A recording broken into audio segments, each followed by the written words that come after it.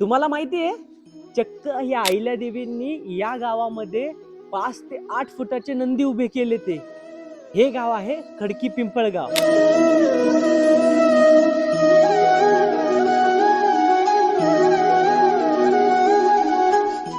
गावाचा ऐतिहासिक वारसा म्हणजे दगडी बांधकाम, विविध स्थापत्यकला आणि मंदिराभोवतीची शांतता, असे अनेक सौंदर्य या गावात पाहायला भेटतात. या गावची ऐतिहासिक ओळख म्हणजे येथे असलेला महादेवाच्या मंदिरासमोर उभा केलेला अहिल्याबाईंनी हा नंदी, हा पाहू शकता एक स्थापत्य कलेचं जिवंत उदाहरण या गावात पाहायला भेटतंय.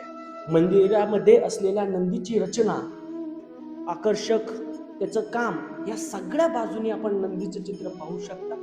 हा जिवंत स्थापत्य कलेचा एक देखावा या ठिकाणी पाहायला भेटतो. अहिल्यादेवींनी महाराष्ट्रभर अनेक मंदिरे, घाट, त्याचबरोबर धार्मिक स्थळं उभारली गेली, परंतु त्याच्यातील सर्वात महत्वाचा या घोड नदीच्या किनाऱ्यावर असलेला हा 3 ते 4 फुटाचा नंदी. आपण ज्या ठिकाणी उभा आहे ते आहे मल्हारराव होळकरांची कन्या आणि अहिल्याबाईंची नणंद उदाबाई यांचं हे या ठिकाणी समाधीस्थळ आहे. आणि या समाधीच्या वर मोडी लिपीमध्ये त्या काळची ज्या उदाबाईंच्या संदर्भातलं लिखाण या ठिकाणी तुम्हाला पाहायला भेटतंय.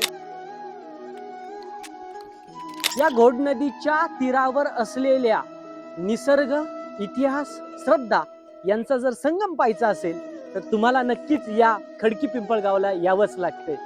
अनेक पर्यटक या ठिकाणी येत आहेत. तुम्ही कधी येताय तर या गावाला भेट देण्यासाठी तुम्ही नक्की या आणि अशाच नवनवीन गोष्टी ऐकण्यासाठी बोल सौरभला फॉलो करा.